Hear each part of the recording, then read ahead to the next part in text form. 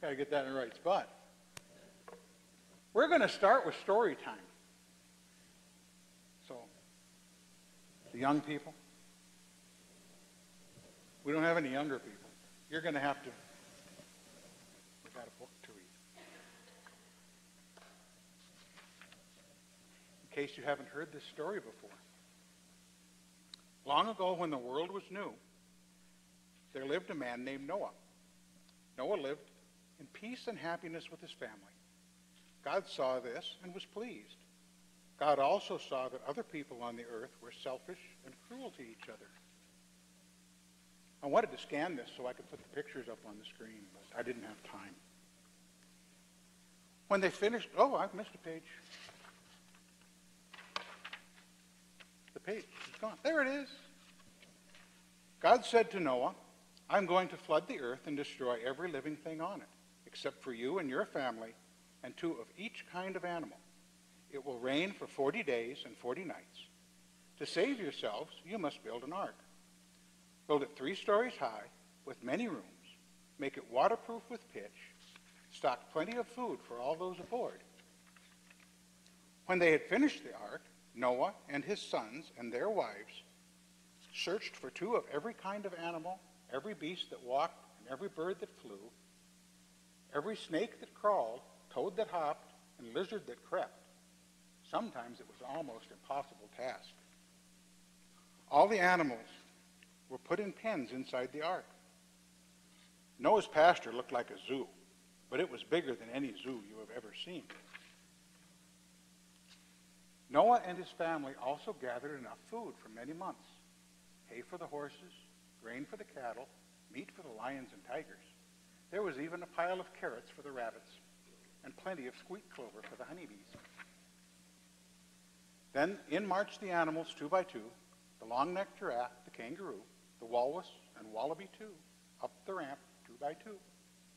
Up the ramp clipped 2 slippery seals, and after them came 2 electric eels, badger and beaver, bear and gnu, up the ramp 2 by 2. And when all the animals, Noah and his wife and his sons and their wives were safely inside, the door of the ark was shut tight. It began to rain, and oh, how it rained. The wind howled, the thunder roared. The lightning flashed in jagged streaks across the sky. The animals grew uneasy. The wolves howled. The horses whinnied. The tiny field mice squeaked with fear.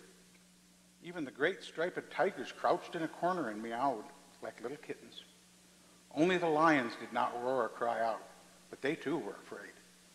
They didn't move or eat or even twitch their tails. Instead, they just trembled.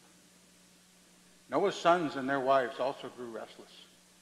They began to wonder if God had forgotten them. Noah alone was calm. He did not doubt God's work. And suddenly, just as God had said it would, after 40 days and 40 nights, the rain stopped. Then God caused the sun to shine and a warm wind to blow. Little by little, the water went down. One day the ship lurched and bumped against the top of a mountain. Noah sent a dove from the ship. The dove flew about, but there was no place to land. It soon came back to the ark. Noah waited a week. He let the dove go again. This time it came back with an olive branch in its beak. That meant that the water was below the treetops. The third time Noah sent the dove from the ark, it did not return at all, for the land was at last dry, and the dove could find food and shelter.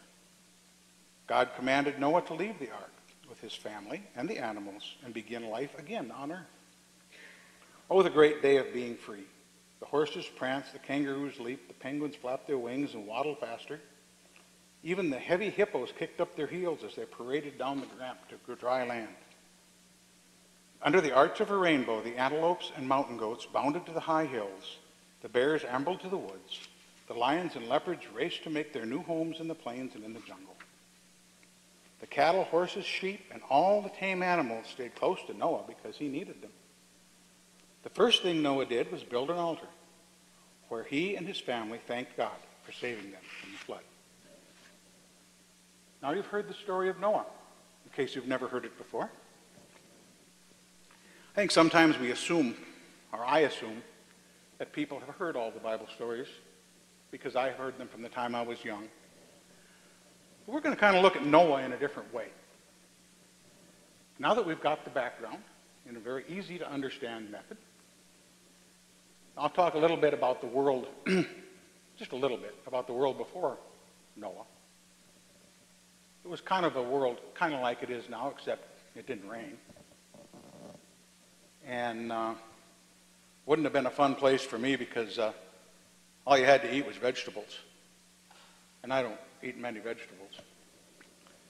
So no meat was allowed. There was another thing that kind of is the same as it is now, is that people were evil. Genesis 6, starting with 5. When the Lord saw that man's wickedness was widespread on the earth, and that every scheme of his mind thought was nothing but evil all the time, the Lord regretted he had made man on the earth, and he was grieved in his heart. Now, that's pretty bad, that God was grieved because he had made man. He wasn't ashamed or sad that he made man. He was afraid or bothered that what man had turned himself into.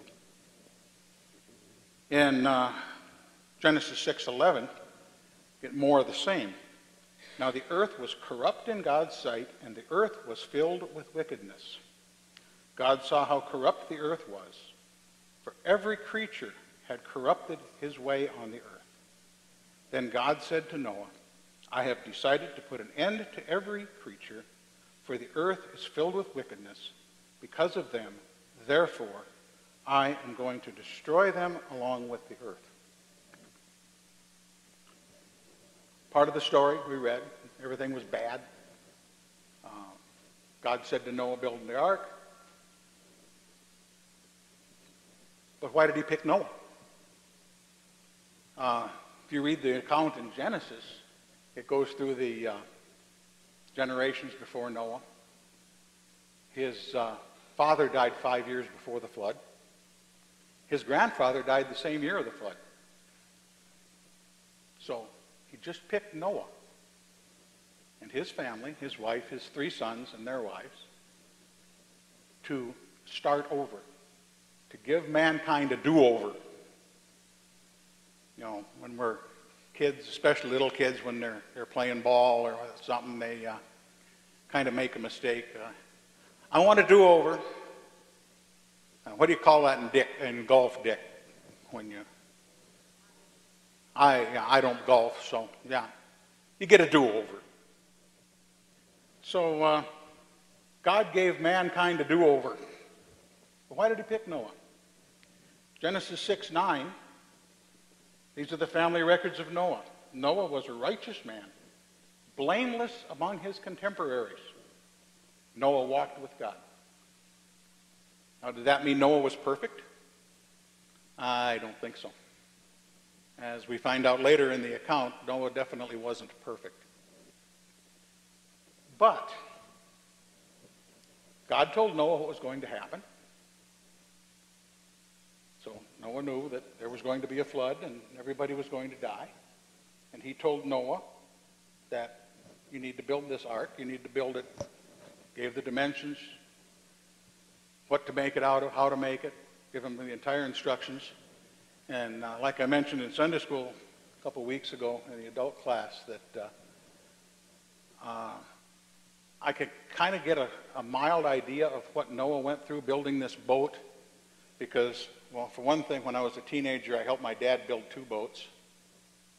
And even building a fishing boat is not something you get done in an afternoon.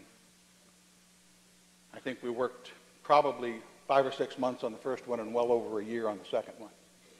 And when my father passed away, we were working on the third one. Each one of them got a little bigger. But Noah didn't have the YouTube instructions on how to build a boat. Couldn't go to the lumber yard and get gopher wood. As a matter of fact, we can't go to the lumber yard and get gopher wood now because nobody knows what it is. So, okay, Noah got all these instructions. Well, what would have happened? Let's speculate a little bit. If Noah got these instructions from God, there's going to be a flood, you should build a boat. Noah said, yeah, I believe God. I believe that there's going to be a flood. And then didn't do anything. Would mankind have been saved? The ark was Noah's salvation. But to earn his salvation, or not earn it, but to take advantage of his salvation, he had to put it in practice. He had to put his faith in God. That said, and when God said he was going to build the ark, or to build the ark, and that the earth was going to be flooded, Noah had to put feet to his faith. He had to build the ark. Not a small task. It didn't take him very long, only 120 years.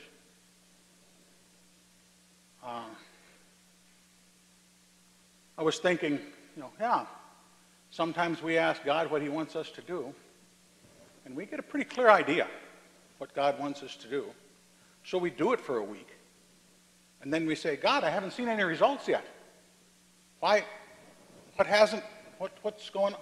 It took Noah 120 years before it started raining.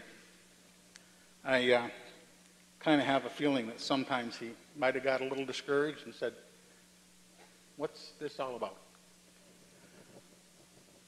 But to switch to the New Testament, the book of James, chapter 1, verse 22, says, but be ye doers of the word and not hearers only, deceiving yourselves.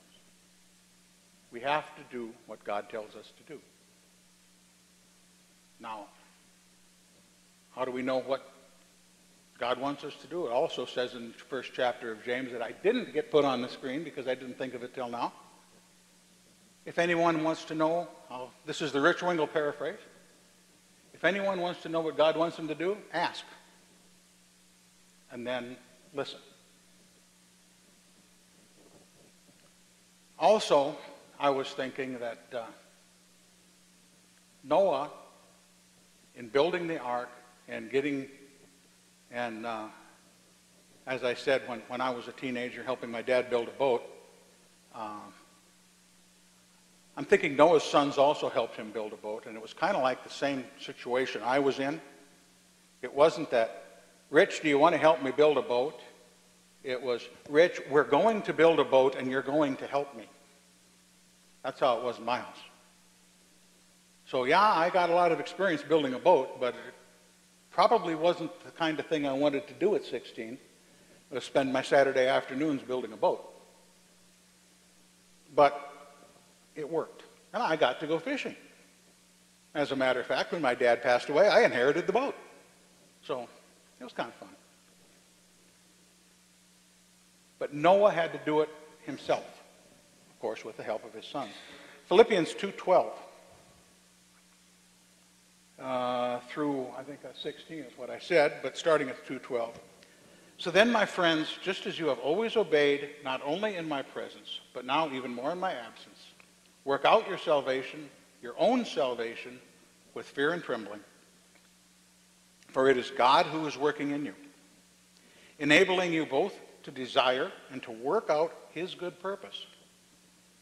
Do everything without grumbling and arguing, so that you will be blameless and pure, children of God, who are faultless in a crooked and perverted generation, among whom you shine like stars in the world. Hold firmly to the message of life. So as the ark was Noah's salvation, we have Christ as our salvation. But we have to work out our own salvation. It's up. I can't save you with my studying, with my prayer. I can save me, or God can save me through mine. We all have to do our own. Not that we don't pray for others and help others out, but we work. Salvation is personal. Each one of us has our own. So Matthew Henry, in his commentary, he talks quite a bit about this. Of course, he talks quite a bit about a lot of things. It is our own salvation, the salvation of our own souls. It is not for us to judge other people. We have enough to do to look after ourselves. Though we must promote the common salvation, that doesn't mean I'm going to concentrate on my own salvation and ignore the Great Commission. But by following our own salvation, following after our own salvation, we are going to be encouraged to follow the Great Commission. So we're to look out with fear and trembling. Now, are we supposed to be scared? Well, not really. Great care and thoughtfulness. Pay attention to what we're doing. Equating it again to Noah.